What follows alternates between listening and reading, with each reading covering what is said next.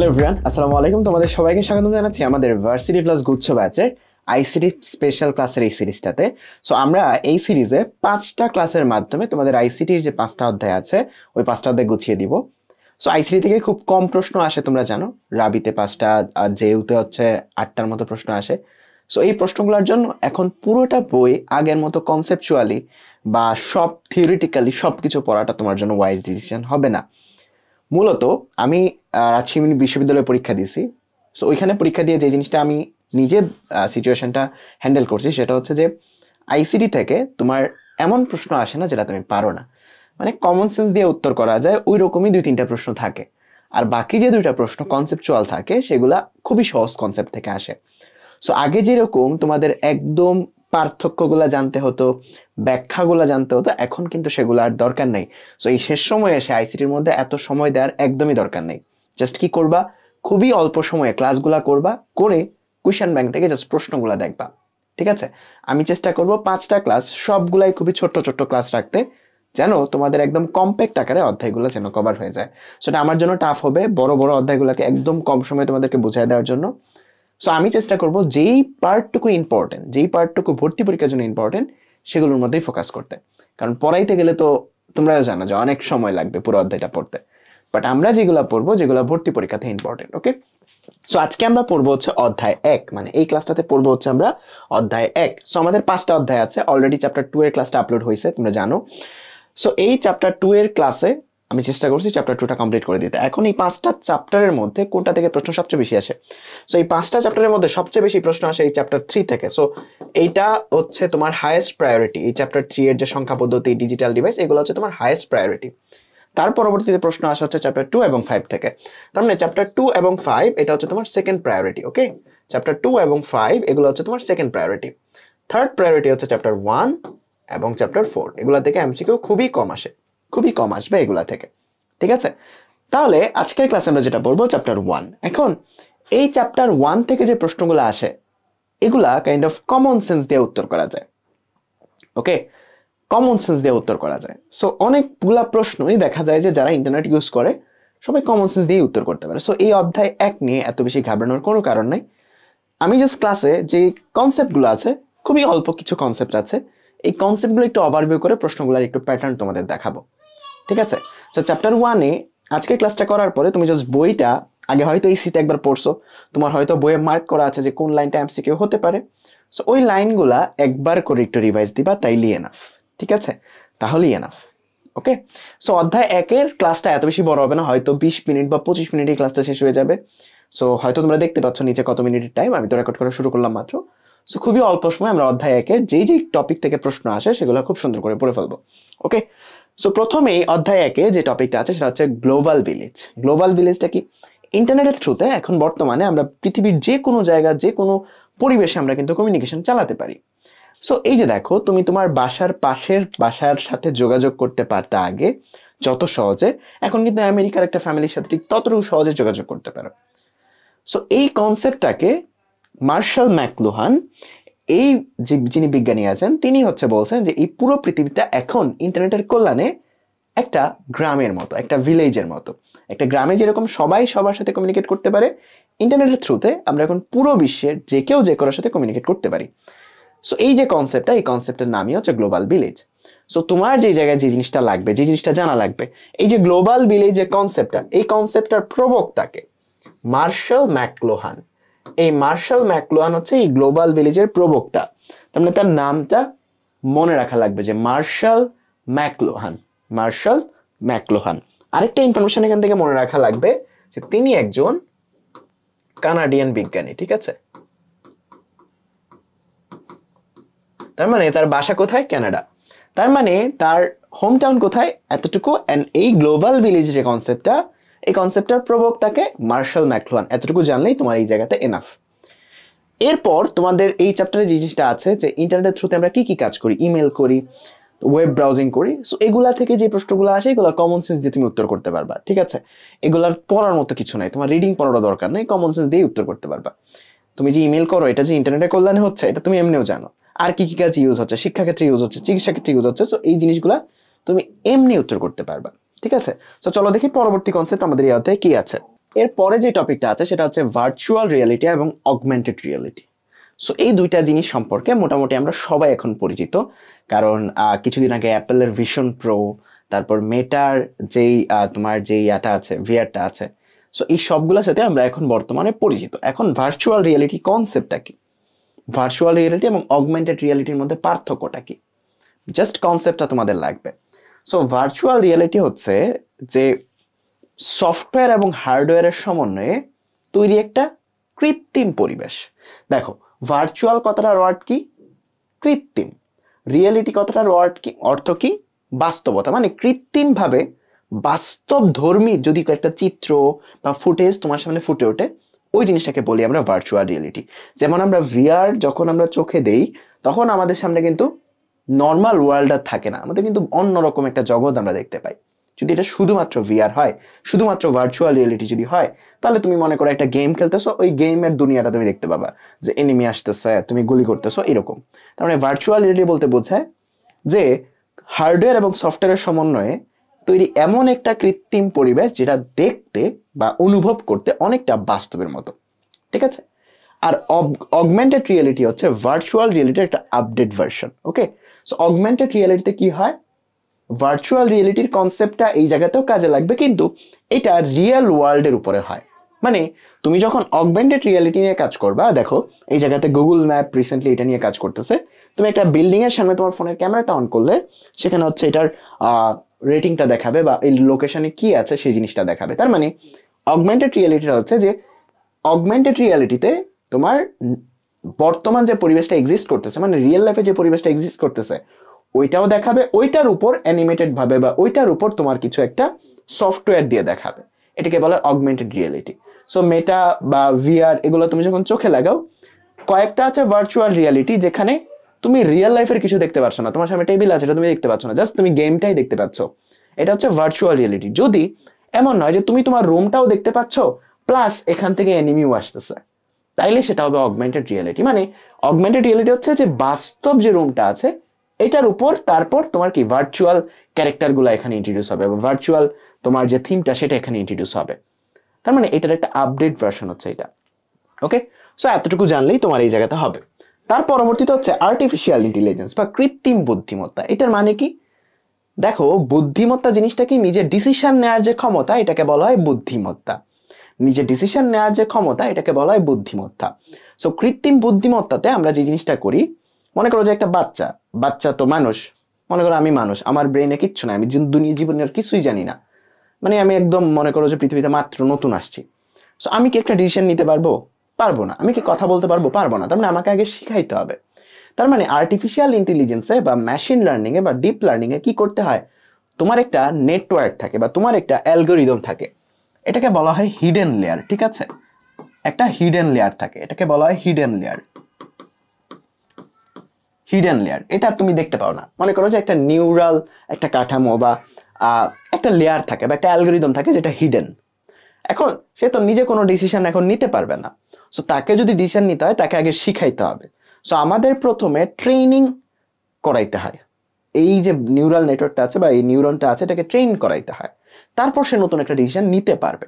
ওকে, so এখানে আমাদের প্রথমে যে জিনিসটা করতে হয়, আমাদের কিছু ট্রেনিং ডেটা সেট বা কিছু ট্রেনিং ডেটা দিয়ে আমাদের এটাকে ট্রেন করতে হয়। যেমন তোমাদের চ্যাট জিপিটি বা জিপিটি এগুলার ক্ষেত্রে তুমি জানো যে এত লক্ষ ডেটা দিয়ে এটাকে ট্রেন করছে, এরকম একটা জিনিস তুমি শুনতে পাও। যত বেশি ডেটা দিয়ে ট্রেন হবে তত বেশি তোমার নেটওয়ার্কটা আরো বেশি ইফিশিয়েন্ট উত্তর দিতে পারবে। যখন ট্রেনিংটা ডান হয়ে যাবে তখন সে একটা আননোন ডিসিশন তোমাকে আউটপুটে দিতে পারবে। ওকে, যেটা সে চিনে না, এরকম একটা পরিস্থিতিতে সে তোমাকে একটা ডিসিশন দিতে পারবে। যেমন মনে করো আমি তোমাকে কিছু, তুমি মনে করো কিছুই জানো নাই, আমি তোমাকে কয়েকটা ছবি দিলাম, দিয়া বললাম যে এই ছবিটা বিড়ালের, এই ছবিটা কুকুরের, এই ছবিটা গরুর, আবার অনেক অনেক টাইপের বিড়ালের ছবি দেখাইলাম যে এইটাও বিড়াল, এটাও বিড়াল, এটাও কুকুর। লেজ দেখায় বললাম এরকম লেজ থাকলে বিড়াল, এরকম লেজ থাকলে কুকুর। সো প্রথমে তোমাকে চিনেলাম, তারপরে আমি একটা আননোন ছবি তোমাকে দিলাম, তুমি জানো না এটা কুকুর, বিড়াল নাকি গরু, কিন্তু তখন তুমি অ্যানালাইসিস করে বলতে পারবা যে এটা কুকুর না গরু। এই কনসেপ্টটাই হচ্ছে মেশিন লার্নিং বা আর্টিফিশিয়াল ইন্টেলিজেন্স। মানে আমি প্রথমে ট্রেন করতেছি, তারপর আননোন কিছু যদি তাকে জিজ্ঞেস করি সে কিন্তু আমাকে বলে দিতে পারতেছে, তার নিজের বুদ্ধিমত্তা দিয়ে সে কিন্তু বলে দিতে পারতেছে।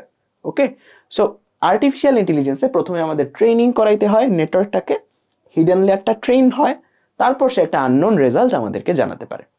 বুঝতে পারছো? আর্টিফিশিয়াল ইন্টেলিজেন্সে ম্যাক্সিমাম কেসে যেই প্রোগ্রামিং ল্যাঙ্গুয়েজটা ইউজ হয় সেটা হচ্ছে পাইথন। এটা একটু মনে রাখবা, যেই নেটওয়ার্কটা ইউজ হয়, যেই ল্যাঙ্গুয়েজটা ইউজ হয় সেটা হচ্ছে পাইথন। এবং পঞ্চম প্রজন্মের ল্যাঙ্গুয়েজগুলো দিয়ে মেইনলি আর্টিফিশিয়াল ইন্টেলিজেন্স তৈরি হয়, বা পঞ্চম প্রজন্মের যে ডিভাইসগুলো, কম্পিউটারগুলো, তারাই মূলত আর্টিফিশিয়াল ইন্টেলিজেন্স নিয়ে কাজ করতে পারে। এটা একটু মনে রাখবা। আর এখান থেকে তেমন কোনো ইনফরমেশন লাগবে না, এতটুকু জানলেই এনাফ। পরবর্তী যেটা আছে সেটা হচ্ছে রোবোটিক্স। এখন রোবোটিক্স জিনিসটা কি? রোবোটিক্স আর এআই দুটা কিন্তু সেম জিনিস না। রোবোটিক্স মানে হচ্ছে ছোটবেলায় আমরা মোটর দিয়ে ফ্যান ঘুরাইছি না, তাই না? এখন তুমি যদি একটা কন্ট্রোল ওয়েতে একটা মোটর চালাও, সেটাও কিন্তু রোবোটিক্স। মনে করো তুমি এমনভাবে একটা ফ্যান চালাচ্ছ যে এইটা স্লো থেকে আস্তে আস্তে স্পিড বাড়বে, তারপর আবার স্পিড কমবে। বা একটা লাল নীল বাতি জ্বালাচ্ছ যে এটা প্রতি সেকেন্ডে তার বাতির কালার চেঞ্জ করবে। এই যে জিনিসগুলো একটা ডিভাইসকে তুমি কন্ট্রোল ওয়েতে কন্ট্রোল করতেছো, একটা কন্ট্রোল ওয়েতে তুমি চালাচ্ছ, এই জিনিসটাকে বলা হয় রোবোটিক্স।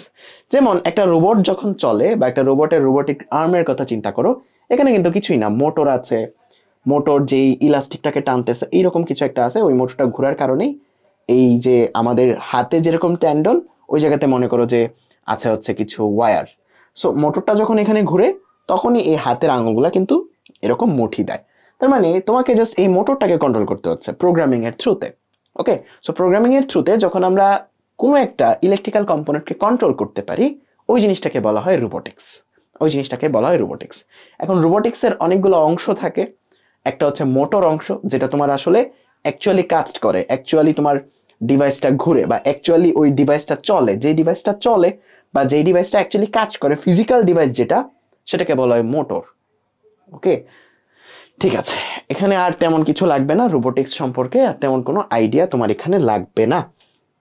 তারপর আচ্ছা, আর্টিফিশিয়াল ইন্টেলিজেন্স, তোমার আরেকটা জিনিস লাগতে পারে যে এআই বা আর্টিফিশিয়াল ইন্টেলিজেন্স কে প্রথমে ব্যাখ্যা করছে? John McCarthy. এই নামটা একটু মনে রাখো, ম্যাককার্থে। ঠিক আছে, তারপর যে টপিকটা আছে সেটা হচ্ছে ক্রায়োসার্জারি। ক্রায়োসার্জারিতে কি হয়? তোমার যদি কোনো টিউমার হয়, বা তোমার যদি কোনো জায়গাতে কিছু টিস্যু নষ্ট হয়ে যায়, ওই টিস্যুগুলাকে, মনে করো যে এটা তোমার হাত, এই হাতের মধ্যে এই টিস্যুগুলোর মধ্যে মনে করো নষ্ট হয়ে গেছে, বা কোনো একটা জীবাণু আছে। এখন তুমি চাও এই টিস্যুগুলোকে নষ্ট করতেছো। টিস্যু কেমনে মরে যায়? টিস্যু যদি খাবার না পায়, অক্সিজেন না পায়, তাহলে তো টিস্যুগুলো মরে যাবে বা সেলগুলো মরে যাবে। সো ক্রায়োসার্জারিতে কি করা হয়? একটা নিডল দিয়ে অনেক কম তাপমাত্রা, এটা -41 থেকে অলমোস্ট -196 এত ডিগ্রি সেলসিয়াস তাপমাত্রার একটা তরল পদার্থ এই জায়গাতে ঢুকিয়ে দেওয়া হয়। তাহলে এই জায়গাটা একদম ফ্রিজ হয়ে যায় না? সো ফ্রিজ হলে আশেপাশে থেকে কোনো খাবার আসতে পারে না, অক্সিজেন আসতে পারে না, যার ফলে এই যে তোমার যে ক্ষতিগ্রস্ত যে সেলগুলো ছিল সেগুলো মারা যায়। এই যে প্রক্রিয়াটা, এটাকে বলা হয় ক্রায়োসার্জারি। এখান থেকে ইনফরমেশনের ব্যাপারটা হচ্ছে যে কত ডিগ্রি সেলসিয়াসের তরল ইউজ করা হয় এবং কি ইউজ করা হয়। সাধারণত লিকুইড নাইট্রোজেন ইউজ করা হয়। সাধারণত এই তাপমাত্রা অর্জন করার জন্য লিকুইড নাইট্রোজেন এটাই সবচেয়ে বেশি কার্যকরী। এই লিকুইড নাইট্রোজেন ছাড়া এই তাপমাত্রা অর্জন করা যায় না। ঠিক আছে, জাস্ট এই টেম্পারেচারটা মনে রাখবে এবং নাইট্রোজেন ইউজ করা, এতটুকু মনে রাখলেই এনাফ। তারপর তোমার এই জায়গাতে আছে হচ্ছে বায়োমেট্রিক্স। বায়োমেট্রিক্স কি? বায়োমেট্রিক্সটা অনেকটা তোমার হচ্ছে ডেটা সায়েন্স বলো, আবার মেশিন লার্নিং বলো, এইগুলার মধ্যেই কাজ করে, বা এইগুলার টাইপেরই কাজ হয়। সো এই বায়োমেট্রিক্সে কি হয় যে তোমার কিছু ইনফরমেশন দিয়ে সে প্রথমে ইনফরমেশনটা স্টোর করে, তারপর তুমি যখন দ্বিতীয়বার ইনফরমেশনটা দাও, তখন সে ম্যাচ করে যে এটার সাথে এটা মিলছে কিনা। যদি মিলে, সে তোমাকে অ্যাক্সেস দেয়।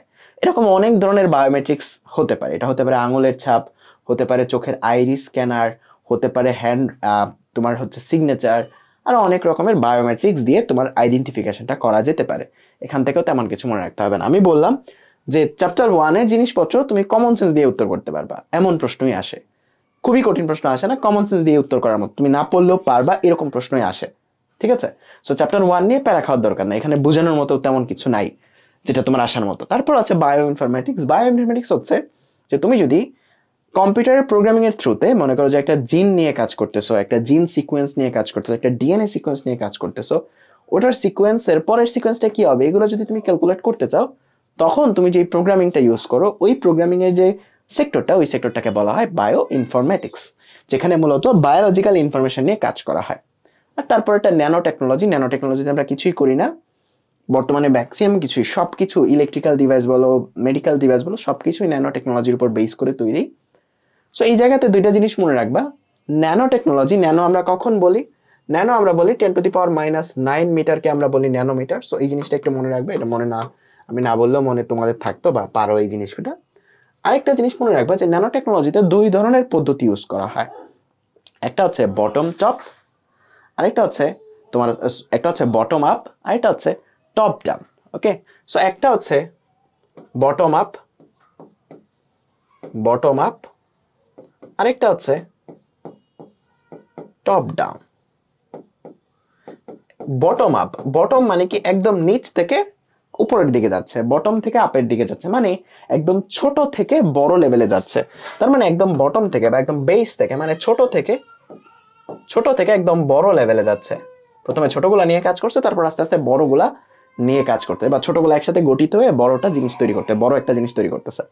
আর টপ ডাউন মানে কি প্রথমে টপে ছিল, সেখান থেকে আস্তে আস্তে নিচের দিকে আসতেছে। তার মানে প্রথমে বড় জিনিসটা নিয়ে কাজ করছে, তারপর সেখান থেকে আস্তে আস্তে ছোট জিনিসগুলো নিয়ে কাজ করতেছে বা ছোট জিনিসগুলো নিয়ে অ্যানালাইসিস করতেছে।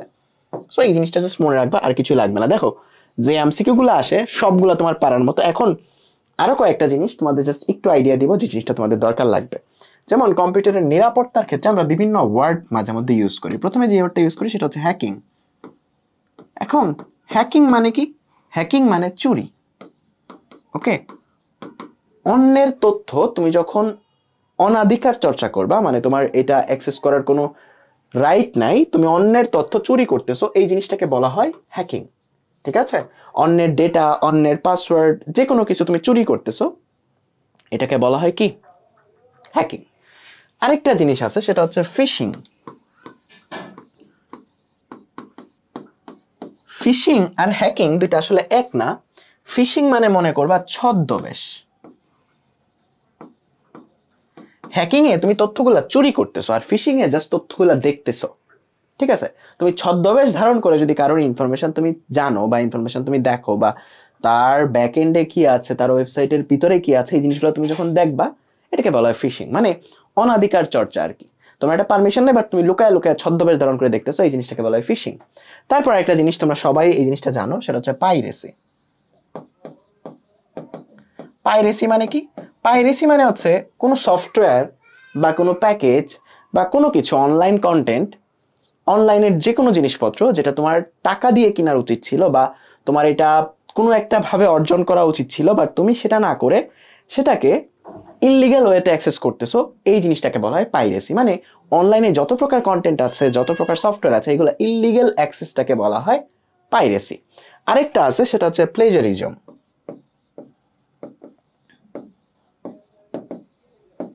প্লেজারিজম মানে কি? অন্যের লেখা বা অন্যের থিসিস, অন্যের কন্টেন্ট তুমি যদি নিজের নামে চালায় দাও, এটাকে বলা হয় প্লেজারিজম। ওকে, তার মানে হ্যাকিং কি? অন্যের তথ্য চুরি। ফিশিং কি? ছদ্মবেশ ধারণ করে অন্যের তথ্য দেখা। পাইরেসি কি? অনলাইনের কোনো কন্টেন্ট সফটওয়্যার অ্যাক্সেস ছাড়া ইউজ করাকে পাইরেসি বলে। প্লেজারিজম কি?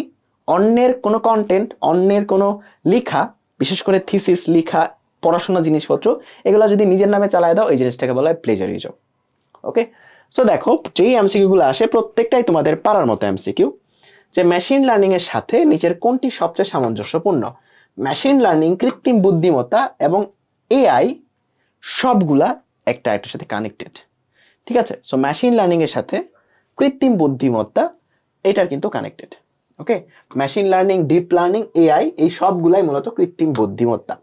ঠিক আছে, তারপর সরকারের সকল কার্যক্রম তথ্য প্রযুক্তির মাধ্যমে পরিচালনা করার ব্যবস্থার নাম কি? সরকারের সকল কার্যক্রম, তার মানে এটা গভর্নমেন্টের কাজ না? তার মানে এটা কি হবে? ই গভর্নমেন্ট। তার মানে এগুলা কি পড়া লাগবে? এটা পড়া লাগবে না তো।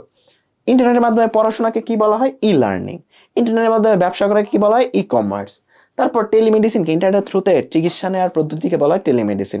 এখানে গভর্নমেন্টস আছে, তার মানে গভর্নেন্স আছে, তার মানে এটা কি গভর্নমেন্টেরই কিছু একটা। ইন্টারনেটের থ্রুতে গভর্নমেন্টের সকল কাজ পরিচালনাকে কি বলা হয়?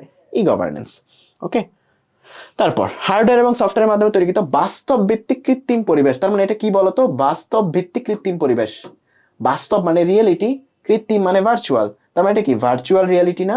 এটা হচ্ছে ভার্চুয়াল রিয়েলিটির কথা বলছে তোমার কাছে, তাই না? ভার্চুয়াল রিয়েলিটির কথা তোমার কাছে বলছে। কৃত্রিম বুদ্ধিমত্তা সংযোজন করা হয় কোন প্রজন্মের কম্পিউটারে? বলছিলাম পঞ্চম প্রজন্মের কম্পিউটারে, কত প্রজন্ম? পঞ্চম প্রজন্মের কম্পিউটারে কৃত্রিম বুদ্ধিমত্তা জিনিসটা ইউটিলাইজ করেছে বা ইন্ট্রোডিউস হয়েছে। কৃত্রিম বুদ্ধিমত্তা সম্পর্ক প্রোগ্রাম কোনটি, কোন প্রোগ্রাম দিয়ে করা হয়? মানে নিচের কোনটা কৃত্রিম বুদ্ধিমত্তা সম্পন্ন? ChatGPT। এটা কিন্তু বইয়ে নাই, তারপরেও দিয়ে দিছে কারণ কমন সেন্সের প্রশ্ন। চ্যাপ্টার 1 থেকে ম্যাক্সিমাম প্রশ্নগুলাই কমন সেন্সের প্রশ্ন আসে। কৃত্রিম বুদ্ধিমত্তা সম্পন্ন ChatGPT কে তৈরি করে? দেখো এটাও কিন্তু বইয়ের প্রশ্ন না, তারপরে দিছে কমন সেন্সের প্রশ্ন, কারণ তোমার হচ্ছে আইসিটি রিলেটেড প্রশ্ন, জেনারেল নলেজের মতো প্রশ্ন এটা, রাইট? ওপেন এআই কোম্পানি তৈরি করছে। ভার্চুয়াল রিয়েলিটি কি? ভার্চুয়াল রিয়েলিটি হচ্ছে কম্পিউটার প্রযুক্তি সিমুলেশন তত্ত্বের উপর ভিত্তি প্রতিষ্ঠিত। হ্যাঁ, কম্পিউটার প্রযুক্তির উপর বেস করেই তো এটা প্রতিষ্ঠিত। একটি ত্রিমাত্রিক কৃত্রিম পরিবেশ, হ্যাঁ এটা কৃত্রিম পরিবেশ এবং ত্রিমাত্রিকও হইতে পারে, তার মানে ক এবং খ উভয়ই হয়, কিন্তু উত্তরটা হইতে পারে, রাইট? পরের প্রশ্নটা দেখো তো, ছদ্মবেশ ধারণ করে, ছদ্মবেশ, ছদ্মবেশ মানে কি? ফিশিং। তার মানে এটা কি বলতো? অন্যের তথ্য একরাকে ফিশিং বলে। আচ্ছা, এখন স্প্যামিং মানে কি?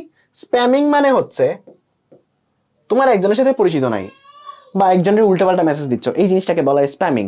বারবার একই মেসেজ দিচ্ছ, এই জিনিসটাকে বলা হয় স্প্যামিং। বারবার একই ইমেল দিচ্ছ, এই জিনিসটাকে বলা হয় স্প্যামিং। ঠিক আছে,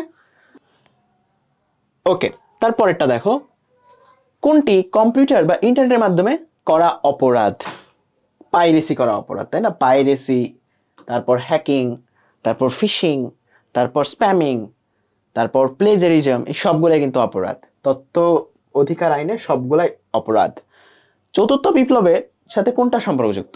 দেখো তোমাদের বইয়ে কোথাও লেজার প্রিন্টিং বা এগুলার কথা কি আছে? না, তোমাদের একটা জিনিসই আছে, সেটা হচ্ছে কৃত্রিম বুদ্ধিমত্তা। তোমাদের যখন তৃতীয় শিল্প বিপ্লব হয় তখন কিন্তু কম্পিউটার ছিল না। সো চতুর্থ শিল্প বিপ্লবের সাথে সম্পর্কিত শুধুমাত্র আর্টিফিশিয়াল ইন্টেলিজেন্স বা কৃত্রিম বুদ্ধিমত্তাই, বা কমন সেন্স দিয়েই কিন্তু উত্তর করা যাচ্ছে, রাইট? লেজার প্রিন্টিং কিন্তু আইসিটি বইয়ের অংশ না। সো আমাদের এই ছিল চ্যাপ্টার 1। এখন আমাকে বলো, চ্যাপ্টার 1-এ কিন্তু তোমার পড়াশোনার মতো তেমন কোনো কিছু নাই। চ্যাপ্টার 1-এ তোমার পড়াশোনা করার মতো বা এমসিকিউ আসার মতো তেমন কোনো কিছু নাই। যেই প্রশ্নগুলো আসতে পারে সবগুলা তুমি নিজে নিজেই উত্তর করার মতো বা কমন সেন্স দিয়ে উত্তর করার মতো, পড়াশোনা তেমন কিছু নাই। বাট তারপরেও আমি তোমাদেরকে সাজেস্ট করব যে তোমাদের যে বইটা আছে ওই বইয়ে যেই লাইনগুলো তুমি দাগে রাখছো আগে থেকে ওইগুলো একবার পড়বা। যেমন মাকসুদুল আলম নামে একজন তোমার হচ্ছে পাটের একটা আঁশের কিছু একটা আবিষ্কার করছে, সেটা কত সালে আবিষ্কার করছে এটা একটু মনে রাখবা। তথ্য অধিকার আইনগুলা কত সালে দিছে সেগুলো একটু মনে রাখবা। সো তোমার বোর্ড যে বইটা আছে ওই বোর্ড বই থেকে যে ছোট্ট ছোট্ট এমসিকিউ গুলো আছে বা ছোট্ট ইনফরমেশন গুলো আছে এগুলো জাস্ট আধা ঘন্টায় তুমি একটু দেখে নিবা, তাইলে এই অধ্যায়টা একদম ডান। ওকে, সো এই অধ্যায়ে পড়ানোর মতো আর তেমন কিছু নাই। সো আমি যা যা বললাম এই জিনিসগুলো একটু একটু দেখে নিবা, তাইলে ইনশাল্লাহ তোমার হয়ে যাবে। এন্ড ক্লাসটা করলে এই ক্লাসের কনসেপ্ট দিয়ে তুমি আসলে সবগুলো প্রশ্ন উত্তর করার মতো। ওকে, সো অবশ্যই ভাইকে কমেন্টে জানাও যে ক্লাসগুলা, আইসিটি ক্লাসগুলো তোমাকে কতটা হেল্প করছে। সো দেখা হবে অন্য একটা অধ্যায়ের ক্লাসে, ঠিক আছে? টাটা।